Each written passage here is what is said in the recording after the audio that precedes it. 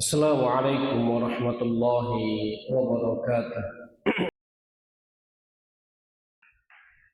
Alhamdulillahi rabbil alamin. Wassalatu wassalamu ala ashrafil anbiya'i wal mursalin wa ala alihi wa ashabihi ajma'in wa man tabi'ahum bi ihsanin ila yaumiddin. Qala Allah tabaraka wa ta'ala ya ayyuhalladzina amanu taqullaha haqqa tuqatih wa la tamutunna illa wa antum muslimun.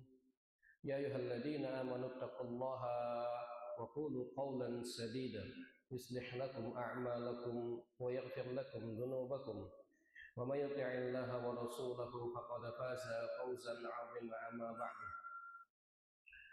إخواني في الله الله وإياكم جميعا. Pertama-tama marilah kita senantiasa bersyukur kepada Allah Subhanahu wa taala dengan segala nikmat yang telah Allah berikan kepada kita dan karunia, sehingga dengan nikmat tersebut Allah Subhanahu wa taala memberikan kemudahan kepada kita untuk melaksanakan sebuah kewajiban, melaksanakan sebuah aktivitas, melaksanakan sebuah ketaatan kepada Allah Subhanahu wa taala. Selawat serta salam tak lupa kita panjatkan kepada junjungan kita Nabi kita Muhammad sallallahu alaihi wasallam, kepada para sahabatnya, anak istrinya dan pengikutnya hingga akhir zaman. Ikhwani fillah Allah wa iyyakum jami'an. Insyaallah pada kesempatan yang berbahagia ini kita akan membahas sebuah tema, yaitu kenapa kita harus belajar agama Islam. Kenapa kita harus belajar agama Islam? Maka Allah Subhanahu wa taala menyebutkan akan sifat manusia yang dimana Allah sebutkan dalam surat Al-Ahzab di ayat-ayat terakhirnya, bahwasanya innahu kana zaluman jahula. Sesungguhnya sifat manusia yang disebutkan Allah sebutkan dalam ayat ini ada dua. Pertama adalah zaluman, yaitu sangat zalim. Ini sifat yang pertama, sangat zalim, yaitu suka berbuat kemaksiatan, suka berbuat kerusakan, suka berbuat yang lain-lainnya.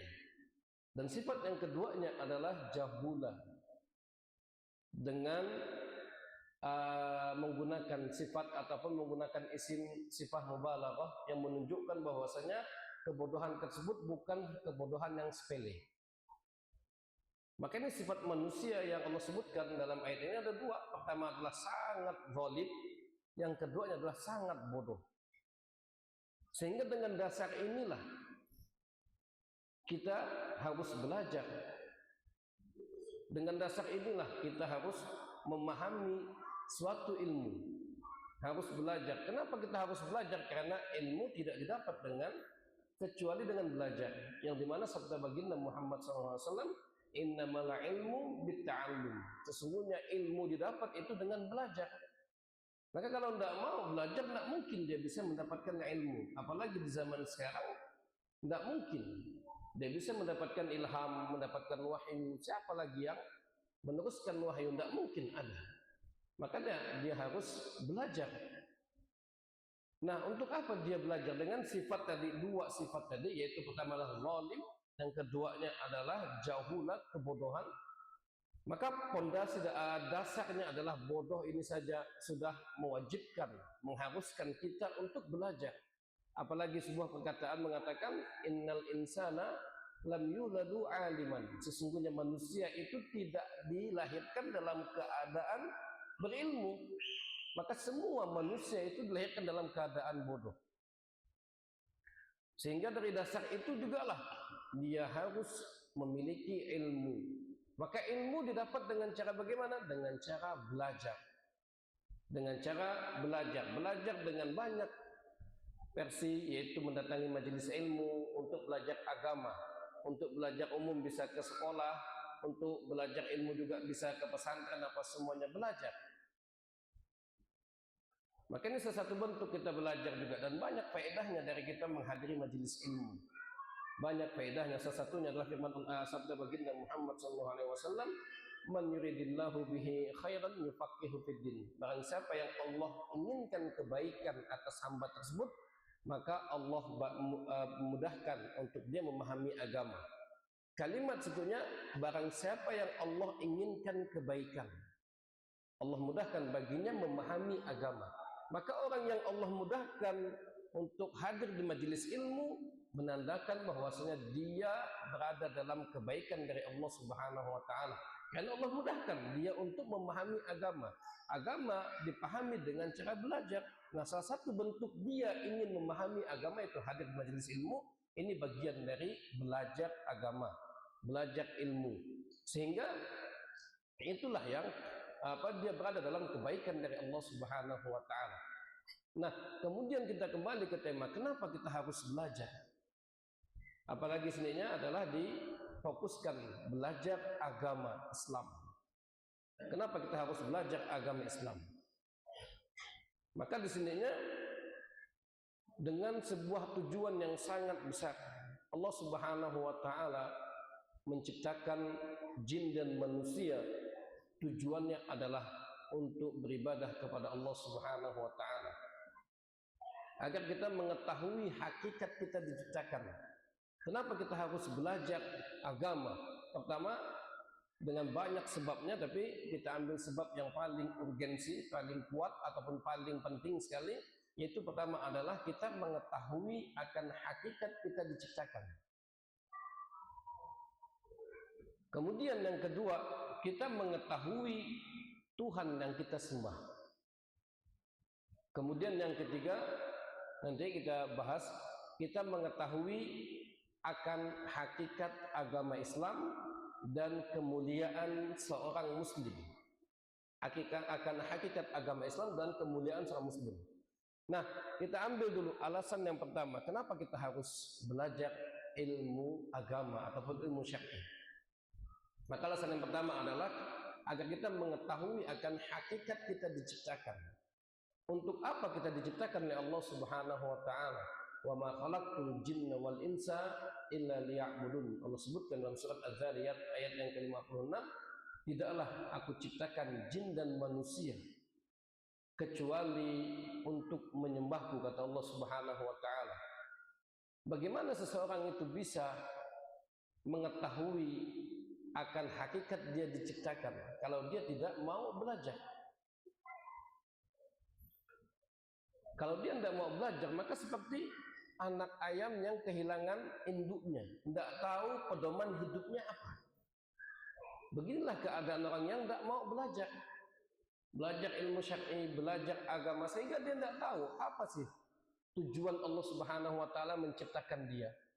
Maka tujuan Allah Subhanahu wa taala menciptakan kita, menciptakan jin dan manusia yang lainnya adalah untuk kita beribadah kepada Allah Subhanahu wa taala. Kenapa? Pertanyaannya, kenapa Allah Subhanahu wa taala mengikat penciptaan manusia dengan ibadah kepada Allah Subhanahu wa taala? Kenapa Allah ikat? Nah, ada yang tahu? Kenapa Allah mengikat penciptaan makhluk jin dan manusia lalu diikat dengan beribadah kepada Allah Subhanahu wa taala? Kenapa diikat sebetulnya? Nah, sebuah pertanyaan, ini ada hadiah, ada dua. Kenapa Allah Subhanahu wa taala mengikat penciptaan jin dan manusia dengan beribadah kepada Allah Subhanahu wa taala? Ada yang tahu? Kenapa diikat? Padahal Allah Subhanahu wa taala membutuhkan ibadah kita enggak? Tidak. Allah Subhanahu wa taala firman dalam hadis qudsinya, ya ibadi law anna awalakum wa akhirakum wa insakum wa jinnakum kanu ala atqa qalbi rajulin minkum ma zada min mulki syai'ah. Wa ya ibadi law anna awalakum wa akhirakum wa insakum wa jinnakum kanu ala afjadi qalbi rajulin minkum ma naqasa min mulki syai'ah. Wahai hambaku, jikalau dari awal penciptaan, dari bangsa jin dan manusia sampai umat Nabi Muhammad, di akhir umat Nabi Muhammad, semuanya ada pada satu titik ketakwaan kepada Allah Subhanahu wa taala. Dari awal, dari Nabi Adam alaihissalam sampai umat Nabi Muhammad, dari kalangan jin dan manusia, semuanya beribadah kepada Allah Subhanahu wa taala, mentauhidkan Allah. Tapi kata Allah, tidak menambah kerajaanku. Dan jikalau semuanya dari awal penciptaan dan akhir penciptaan, dari kalangan jin dan manusia, semuanya pada satu titik kekufuran. Contohnya kekufuran Fir'aun semuanya. Tidak ada yang mau menyembah Allah. maka Allah mengatakan juga tidak mengurangi kerajaanku. Artinya apa ya? Artinya di sininya Allah tidak membutuhkan ibadah kita. Allah tidak membutuhkan ibadah kita. Sebanyak apapun yang ibadah yang kita lakukan, Allah itu tidak membutuhkan ibadah kita. Lantas kenapa Allah ikat penciptaan jin dan manusia dengan peribadahan kepada Allah Subhanahu wa taala? Kenapa Allah ikat? Ada jawaban? Jawabannya adalah sebagai standar penilaian. Karena Allah Subhanahu wa taala akan mengembalikan semua makhluk pada akhirnya adalah di dua tempat, surga dan nerakanya Allah Subhanahu wa taala. Maka standar penilaian Allah Subhanahu wa taala adalah dengan beribadah kepada Allah Subhanahu wa taala. Kalau dia benar-benar menginginkan tempat kembalinya adalah surganya Allah, benar enggak dia beribadah kepada Allah Subhanahu wa taala? Tapi kalau dia tidak menginginkan tempat kembalinya adalah surganya Allah, maka dia tidak perlu beribadah kepada Allah Subhanahu wa taala. Maka tempat kembalinya adalah nerakanya Allah Subhanahu wa taala. Maka inilah sebagai Allah mengikat penciptaan jin dan manusia dengan ibadah kepada Allah, yaitu sebagai standar penilaian pantas tidak dia masuk ke dalam surganya Allah Subhanahu wa taala. Sebagaimana kita sekolah juga memiliki standar kenaikan kelas, kita sekolah juga memiliki standar hukuman apa semuanya seperti itu. Makanya Allah Subhanahu wa taala mengikat penciptaan jin dan manusia dengan beribadah, padahal Allah sama sekali tidak membutuhkan ibadah kita. Allah sama sekali tidak membutuhkan ibadah kita. Yang dimana juga Allah Subhanahu wa taala firman dalam hadis qudsinya, kullu amali bani Adam lahu illa siyam fa innahu li wa ana ajzi bihi. Semua amalan anak Adam itu akan kembali kepada dirinya sendiri, kecuali puasa yang aku sembunyikan pahalanya. Allah sembunyikan pahalanya, puasa. Tapi semua amalan anak Adam itu kembali kepada manusianya, kembali kepada dirinya sendiri, bukan untuk Allah Subhanahu wa taala. Maka inilah yang harus kita pahami. Kenapa kita harus belajar agama Islam? Maka ini agar kita tunduk kepada Allah Subhanahu wa taala, agar kita mengetahui hakikat kita diciptakan itu untuk beribadah kepada Allah Subhanahu wa taala.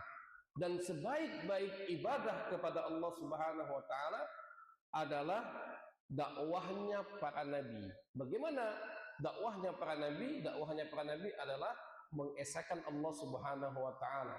Walaqad ba'atsna fi kulli ummatin rasulan. Walaqad ba'atsna fi kulli ummatin rasulan an i'budullaha wajtanibut taghut.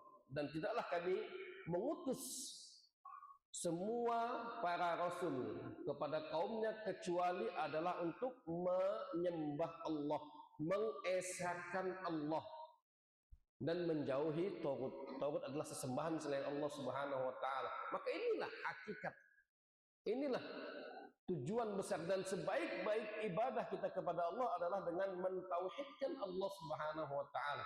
Tidak ada ibadah yang lebih agung dari kita mentauhidkan Allah Subhanahu wa taala, karena tauhid adalah kunci dasar seseorang itu masuk ke dalam surganya Allah Subhanahu wa taala. Banyak yang terlewatkan ataupun banyak hadis yang menunjukkan akan keutamaan kalimat la ilaha illallah. Salah satunya sabda baginda Muhammad SAW dari sahabat Anas bin Malik, bahwasanya Rasulullah SAW yakhruju minan nari man qala la ilaha illallah wa fi qalbihi waznu dzarratin min iman. Akan keluar dari kekalnya api neraka siapapun yang mengucapkan kalimat la ilaha illallah, mengucapkan kalimat la ilaha illallah, wa fi qalbihi wasnu dzarratin min iman, walaupun di dalam hatinya hanya sebesar biji atom dari sebuah kebaikan, selama dia memperjuangkan ibadah yang paling agung ini, tauhid ini, kalimat la ilaha illallah, maka Allah akan tetap mengeluarkan dia dari neraka dan masuk ke dalam surganya Allah Subhanahu wa taala. Maka dia harus mengenal bagaimana dia bisa memberikan ibadah kepada Allah kalau dia tidak mengenal Allah Subhanahu wa taala. Bagaimana dia bisa berjuang di hadapan ataupun berjuang di jalan Allah kalau dia tidak bisa mengenal Allah, tidak tahu mengenal Allah. Bagaimana dia bisa memberikan ibadah tawakal, ibadah hatinya kepada Allah kalau dia tidak mengenal Allah Subhanahu wa taala? Bagaimana dia bisa menggantungkan semua perkaranya? Bagaimana dia bisa meminta solusi dalam kehidupannya kalau dia tidak mengenal Allah Subhanahu wa taala? Maka inilah pentingnya kita belajar agama Islam. Salah satunya tujuan besarnya adalah penciptaan kita adalah untuk ibadah, kemudian adalah sebaik-baik ibadah adalah dengan mentauhidkan Allah, yaitu kita mengenal Allah Subhanahu wa taala. Maka ini adalah ilmu yang wajibnya adalah wajib bagi diri sendiri. Wajib itu ada dua, ada wajib ain, ada wajib kifayah. Wajib ain adalah wajib terhadap diri sendiri, wajib yang ditetapkan kepada diri sendiri. Adapun wajib kifayah adalah wajib yang cukup orang lain mengerjakan, maka yang lain sudah tidak memiliki kewajiban, seperti sholat jenazah. Dua orang saja itu sudah mewakili wajib kifayah. Satu orang saja juga sudah mewakili wajib kifayah. Tapi kalau fardu ain, maka ini seperti sholat, seperti yang lainnya, seperti birrul walidain, ini tidak bisa diwakilkan. Sholat juga tidak bisa diwakilkan, tidak bisa dititipkan. Maka inilah yang namanya disebut wajib kifayah, wajib ain. Nah, tauhid juga sama. Dia adalah wajib ain yang diwajibkan setiap manusia, setiap personnya diwajibkan, sehingga dia harus mengenal Tuhannya agar dia bisa melakukan ataupun mengenali Allah Subhanahu wa taala dengan benar, sehingga dia bisa bertawakal kepada Allah, dia bisa memberikan permasalahannya kepada Allah, dia bisa beribadah dengan Allah, ataupun dia bisa memberikan penghambaan dengan benar kepada Allah Subhanahu wa taala. Dia bisa mensucikan Allah Subhanahu wa taala dengan benar. Maka caranya adalah dengan belajar. Tidak mungkin seorang itu bisa memikirkan akan hakikat Allah. Tidak mungkin tanpa belajar. Karena sekarang tidak ada yang bisa membayangkan bagaimana Allah Subhanahu wa taala. Tidak bisa. Dan itu diajarkan oleh Allah Subhanahu wa taala kepada Nabi kita Muhammad SAW, kemudian disampaikan dalam bentuk wahyu Al-Qur'an dan hadis. Maka tugas kita untuk mengenal Allah itu belajar. Apalagi tentang permasalahan kita mengenal Allah, ini adalah permasalahan yang sangat penting yang menjadi nomor satu. Bahkan birrul walidain ini dikebelakangkan dari kita, ataupun berbakti kepada orang tua ini dibelakangkan dari kita menyembah Allah Subhanahu wa taala, dari kita mengenal Allah Subhanahu wa taala, yang dimana firman Allah Subhanahu wa taala banyak dalam Al-Qur'annya. Salah satunya adalah wa'budullaha wa la tusyriku bihi syai'a wa bil walidaini ihsana. Sembahlah Allah, beribadahlah kepada Allah, dan jangan berbuat kesyirikan dengan sesuatu pun kepada Allah. Kemudian dan kepada kedua orang tuamu berbaktilah. Maka inilah salah satunya kenapa kita harus belajar ilmu agama, agar kita bisa menjadi hamba Allah yang benar. Kemudian agar kita bisa menjadikan Allah adalah Tuhan kita, Tuhan yang maha agung. Kemudian agar kita bisa menjadikan Allah adalah sesembahan yang benar-benar dinyatakan Allah dalam Al-Quran dan dalam hadisnya, agar kita tidak salah menyembah. Ini tujuan kita juga kenapa kita harus belajar agama. Kemudian alasan yang setelahnya, alasan yang ketiga, kenapa kita harus belajar agama. Agama Islam, kenapa kita harus belajar agama Islam? Maka alasan yang ketiga itu adalah agar kita bisa mengenal kemuliaan agama Islam. Kita mengenal kemuliaan, keagungan agama Islam. Setelah itu baru nanti kita mengenal kemuliaan seorang muslim. Bagaimana kemuliaan yang Allah janjikan kepada seorang muslim. Nah, pertama kita mengenal dulu agama Islam. Agama Islam adalah agama yang Allah berikan kepada semua para nabi. Semua para nabi dari Nabi Adam alaihissalam sampai Nabi Muhammad SAW, adalah agama Islam. Semuanya agama Islam. Nah, akan tetapi Allah Subhanahu wa taala mengkhususkan untuk nabi terakhir, yaitu nabi kita Muhammad sallallahu alaihi wasallam. Allah khususkan bahwasanya Islam hanya dikerucutkan kepada Nabi Muhammad SAW. Yang sebelum-sebelumnya adalah siapa yang mengikuti nabinya maka dia beragama Islam. Tapi setelah diutus Nabi Muhammad SAW, maka Islam hanya milik Nabi Muhammad. Maka siapapun yang tidak mau mengikuti seruan Nabi Muhammad, maka dia bukan memeluk agama Islam.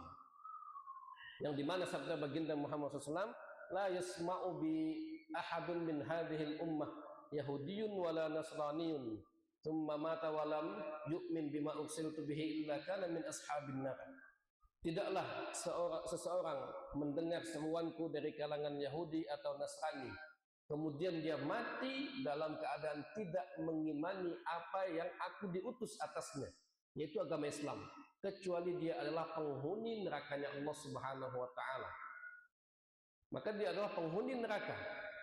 Menunjukkan bahwasanya kalau dia tidak menjawab seruan Nabi, maka dia adalah orang kafir. Dan ini banyak Allah sebutkan dalam Al-Qur'an, wa may yabtari ghairal islami dinan fala yuqbala minhu wa huwa fil akhirati minal khasirin.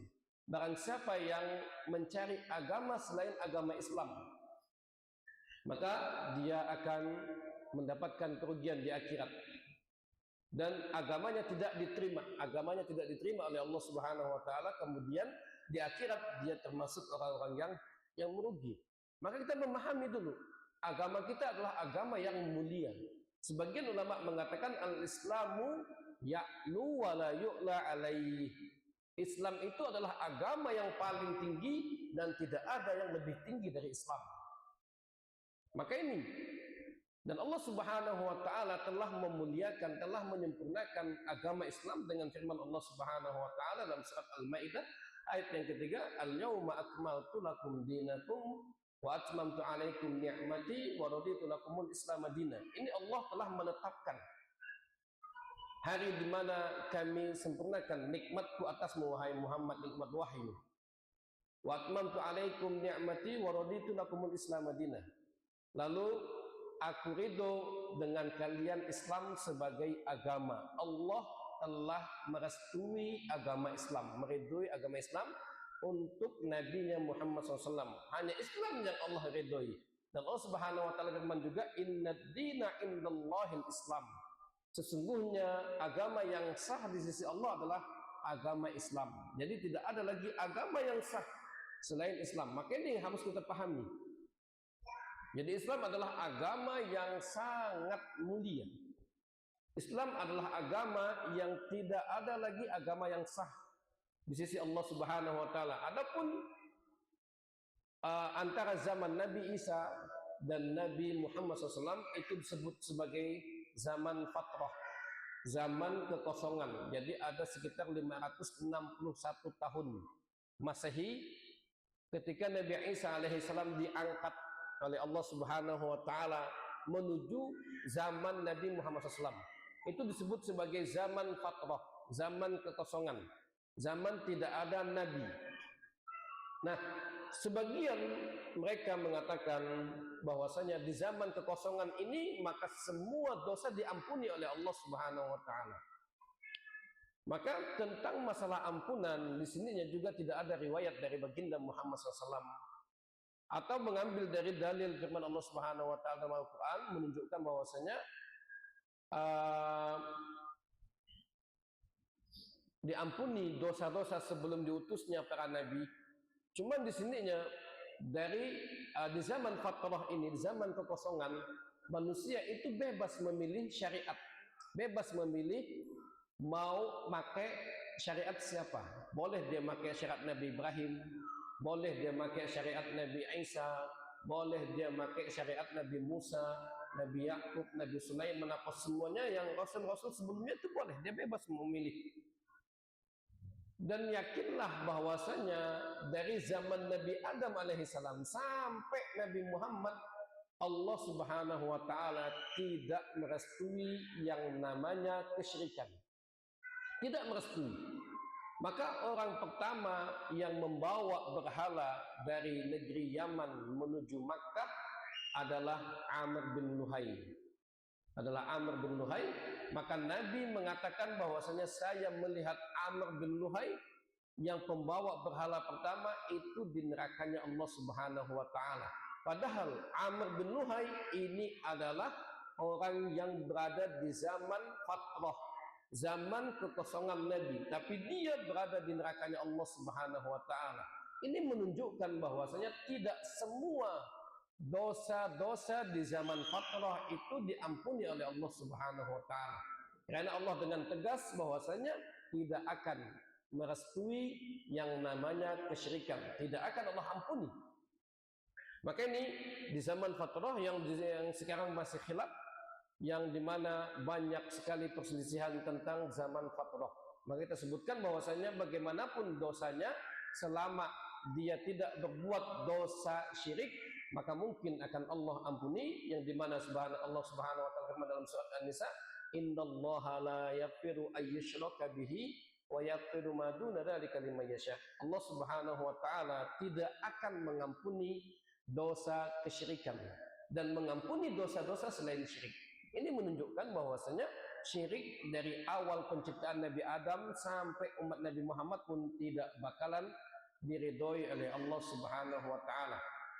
Nah, maka di sininya untuk apa kita belajar agama Islam? Maka ini salah satunya tujuan kita adalah untuk mengenal bahwasanya tidak ada lagi agama yang agung, agama lagi yang besar, yang sah di sisi Allah Subhanahu wa taala kecuali Islam.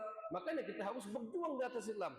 Bagaimana seseorang itu bisa berjuang, bisa mempertahankan kalau dia tidak tahu hakikatnya, kalau dia tidak tahu apa yang ia perjuangkan?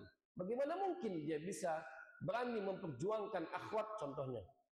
Kalau dia tidak tahu akhwat yang perjuangkan ini cantik, kaya, apa semuanya, tidak tahu, tidak ada gambaran sama sekali. Bagaimana dia mau berjuang?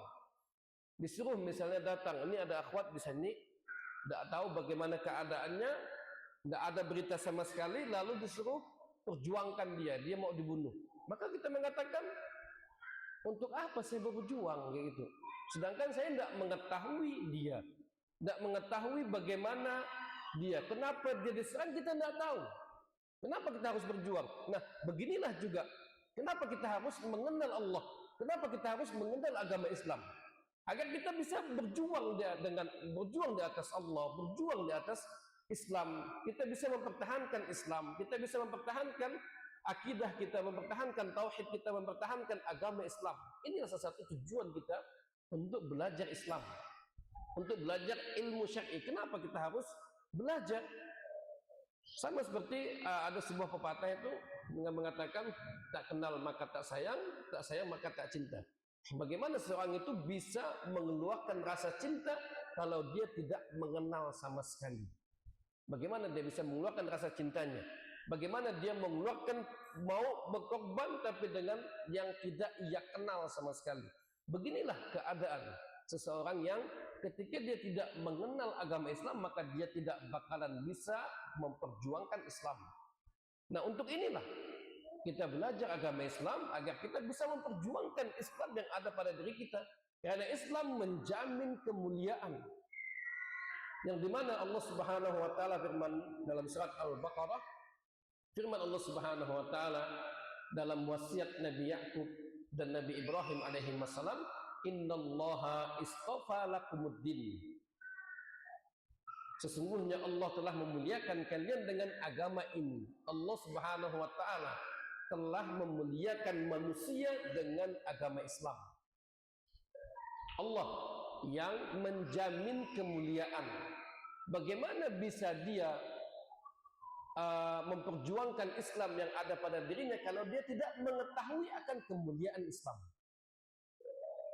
akan kemuliaan, akan jaminan Islam yang telah Allah janjikan padanya? Bagaimana mungkin dia akan memperjuangkan kehormatannya? Bagaimana mungkin dia akan apalagi memperjuangkan agamanya, yang dimana di zaman sekarang agama Islam itu ditukar dengan sebungkus mie, agama Islam ditukar dengan sekotak Indomie, udah bisa keluar dari agama Islam. Maka ini na'udzubillah, bagaimana mungkin dia dengan mudah melepaskan Islamnya hanya dengan barang tersebut. Inilah menunjukkan bahwasanya mereka tidak mengetahui akan hakikat Islam.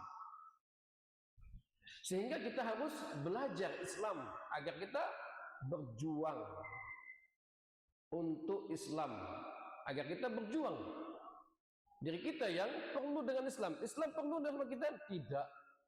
Islam tidak membutuhkan kita, karena Allah Subhanahu wa taala itu telah menyiapkan tentara terakhirnya adalah umat Nabi Muhammad SAW dari keturunan Hasan bin Ali bin Abi Thalib yang bernama Muhammad bin Abdullah Al-Mahdi.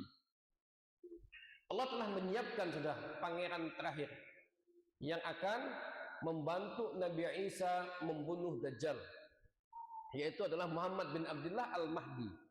Bagaimana perjalanannya? Ini tidak bisa diprediksikan. Tidak bisa kita prediksikan bagaimana perjalanannya. Maka saat ini Allah memilih kita sebagai Islam, maka kitalah yang berjuang untuk Islam. Islam tidak membutuhkan kita. Jadi kalau tidak ada Islam sedunia sekarang, apakah Imam Al-Mahdi tetap keluar? Jawabannya iya. Kenapa? Karena itu adalah kepastian dari Allah Subhanahu wa taala. Sebagaimana kisah Nabi Yunus alaihi salam. Nabi Yunus alaihi salam meninggalkan kaumnya dalam keadaan kafir. Belum waktunya untuk ditinggalkan, Nabi Yunus meninggalkan. Akhirnya Allah berikan ujian kepada Nabi Yunus, dimakan dalam perut ikan paus. Maka dalam perut ikan paus, Nabi Yunus berdoa kepada Allah Subhanahu wa taala, bertasbih kepada Allah Subhanahu wa taala, dan kaumnya masih dalam keadaan kafir. Lalu dia memuji Allah Subhanahu wa taala, walaula annahu kana minal musabbihin.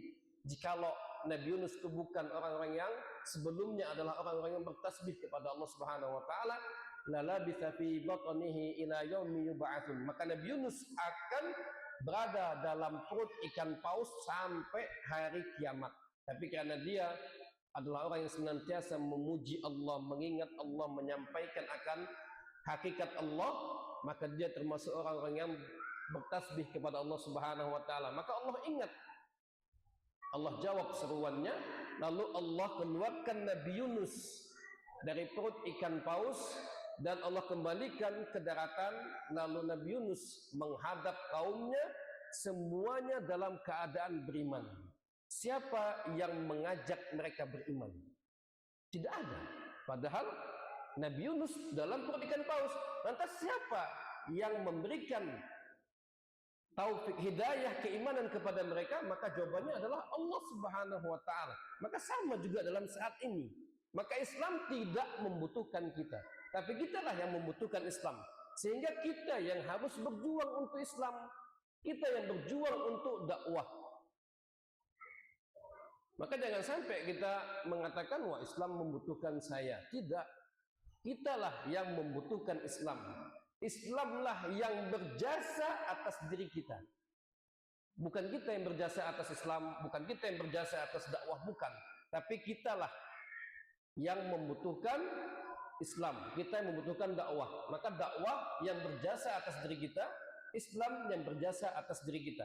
Maka Islam adalah agama yang mulia, yang dimana Allah telah menjanjikan kemuliaannya. Maka jangan sampai kita bermudah-mudahan untuk melepaskan Islam. Jangan sampai, karena Allah yang telah berjanji untuk kemuliaan agama Islam. Nah, kemudian terakhirnya, ketika Allah Subhanahu wa taala berjanji akan kemuliaan agama Islam, maka Allah Subhanahu wa taala juga tidak mungkin menghinakan seorang muslim. Maka orang yang berjuang di atas agama Islam disebut sebagai muslim. Maka dia berada dalam kenikmatan yang sangat besar. Allah Subhanahu wa taala firman, wa basyiril mu'minina bi anna lahum minallahi fadlan kabira. Dan beritahukanlah kabar gembira kepada seorang mukmin, seorang muslim, bahwasannya dari Allah Subhanahu wa taala kepadanya kemuliaan yang sangat besar, keutamaan yang sangat besar. Maka jangan sampai dia menghinakan dirinya. Jangan sampai. Karena Allah telah berjanji akan kemuliaan seorang muslim. Dan sabda baginda Muhammad SAW, la zawalud dunya ahwanu indallahi min an yuqtala rajulun muslimun. Hancurnya bumi itu lebih ringan di sisi Allah daripada terbunuhnya seorang muslim. Hancurnya bumi, bayangkan, bumi hancur itu lebih ringan di sisi Allah daripada terbunuhnya seorang muslim. Ini menunjukkan bahwasanya keberadaan muslim ini sangat berharga di sisi Allah Subhanahu wa taala. Dan ketika tidak ada muslim lagi di dunia, maka Allah akan menegakkan hari kiamat.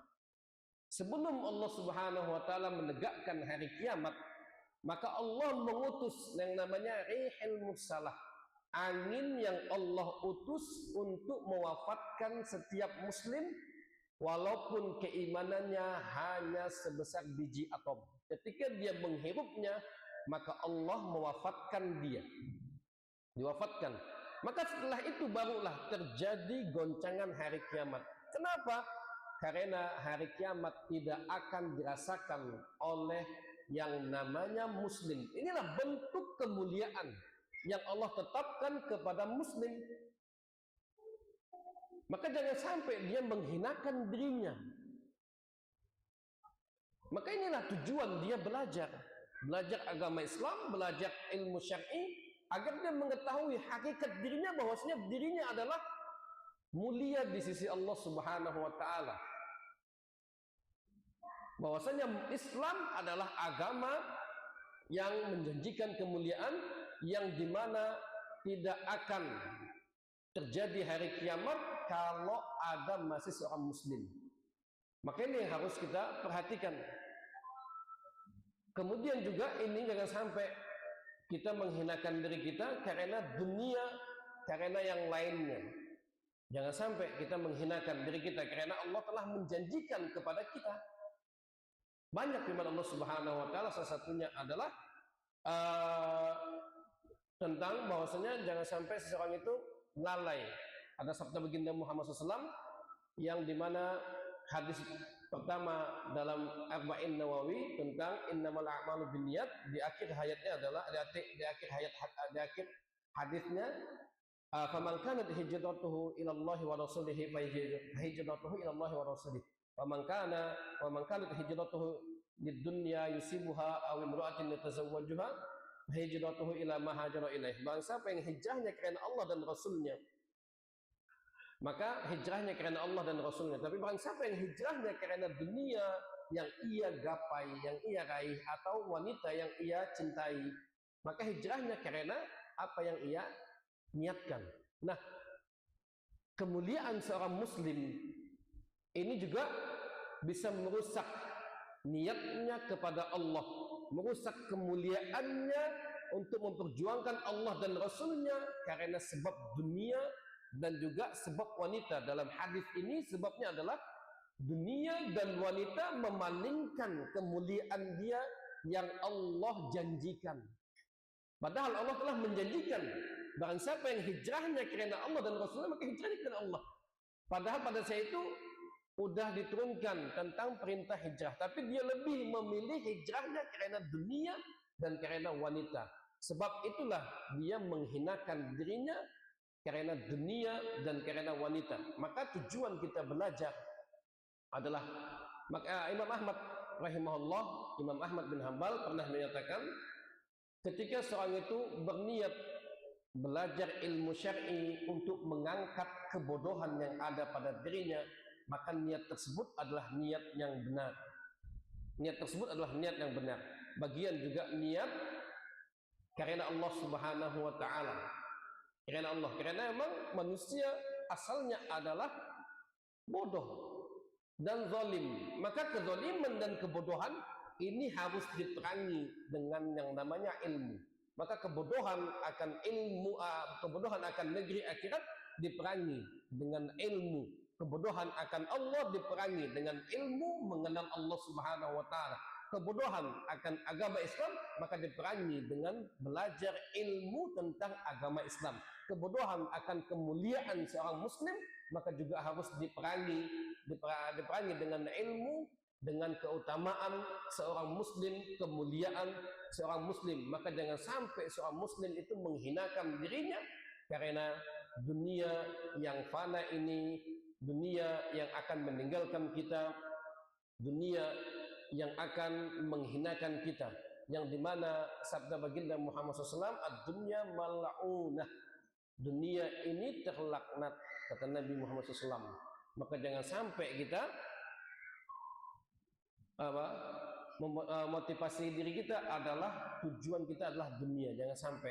Yang dimana juga sabda baginda Muhammad SAW, mangkanat hammuhu mangkanatid dunya hammuhu, apabila manusia itu menjadikan dunia adalah himmah adalah keinginan yang kuat, lalu dia melupakan akhirat, maka Allah jadikan kemiskinan di antara kedua matanya. Ketika dia ambisinya adalah dunia, lupa dengan akhirat, lupa dengan ibadah kepada Allah, maka Allah jadikan dia miskin hatinya, tidak bakalan puas dengan apa yang ia gapai. Maka ini na'udzubillah, ini bentuk kehinaan dari Allah Subhanahu wa taala. Maka hendaklah kita berusaha untuk senantiasa belajar ilmu syar'i agar kita bisa tenang dalam menjalani hidup ini. Hasan Al-Basri, terakhirnya adalah Imam Hasan Al-Basri, seorang ulama, pernah ditanya, wahai Imam, kenapa engkau begitu tenang dalam menghadapi hidup ini? Maka Imam Hasan Al-Basri mengatakan, wahai muridku ataupun wahai seseorang, kenapa saya begitu tenang dalam menghadapi hidup ini? Karena saya mengetahui bahwasanya rizki saya, yang pertama, rizki saya tidak akan ketukar. Ini yang paling penting. Ketika kita bisa memahami bahwasanya rizki yang Allah tetapkan kepada saya tidak bakalan bisa ketukar, maka kita meyakini bahwasanya Allah memberi rizki dan tidak mungkin salah alamat. Sehingga kehidupan kita ketika kita kuat apapun kita bekerja, ketika Allah telah menetapkan rezeki kita hanya 1.000 per hari, maka tidak ada yang mampu menambahnya. Sekuat apapun kita kerjanya, sekuat apapun kemampuan kita, maka jangan sampai sebenarnya. Kemudian yang keduanya, kenapa saya bisa tenang dalam menjalani kehidupan ini? Yang pertama, rezekinya tidak ketukar. Yang keduanya, rezekinya adalah tidak mungkin dicuri orang.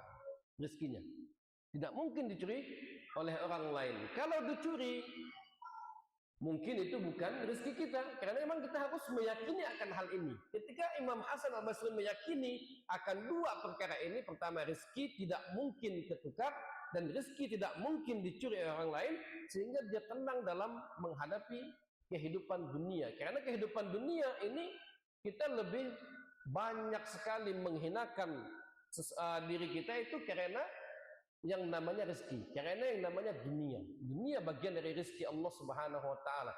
Maka ketetapan Allah akan rezeki seseorang itu sudah ditetapkan dan tidak bisa diubah, ataupun bisa, kalaupun bisa bertambah, maka Allah lah yang mampu menambahnya. Manusia tidak bakalan bisa.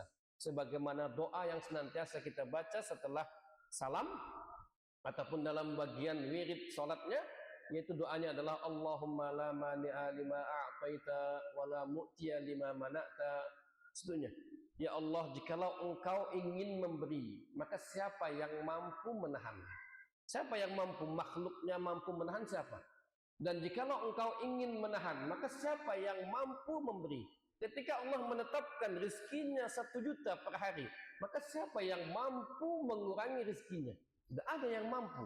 Maka dengan inilah, sehingga kehidupan dalam menjalani kehidupan pun dia akan tenang, merasa nyaman, tentram, dan yang lainnya. Maka inilah alasan kenapa kita harus belajar agama Islam.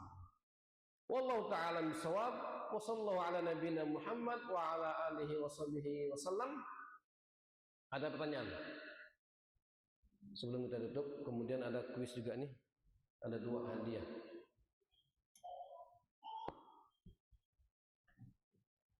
Kalau tidak ada pertanyaan maka kita kuis. Tadi kita memberikan alasan, ada 4 alasan kenapa kita harus belajar agama. Boleh disebutkan 4 alasan tadi yang pertama. Nah, silakan.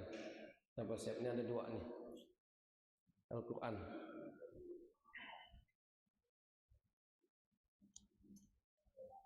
4 alasan kenapa kita harus belajar agama. Siap.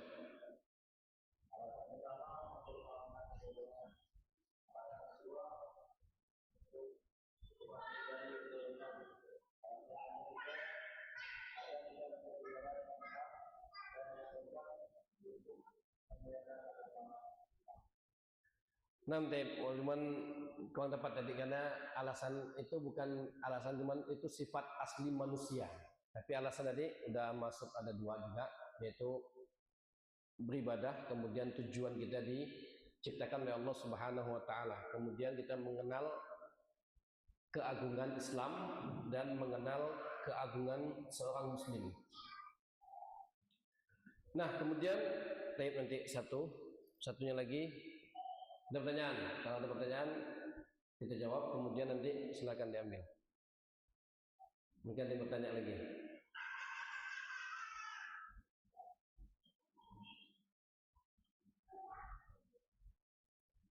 Firman Allah Subhanahu wa taala, "Wa ma khalaqtul jinna wal insa illa liya'budun." Surat apa? Dan ayat berapa? Ayat 6. Ahsan, masyaallah. Barakallahu fiik. Nah, kita kalau tidak ada pertanyaan kita cukupkan sampai sini. Kita tutup dengan doa kafaratul majelis. Subhanakallahumma wa bihamdika, asyhadu an la ilaha illa anta, astaghfiruka wa atubu ilaik. Wassalamualaikum warahmatullahi wabarakatuh.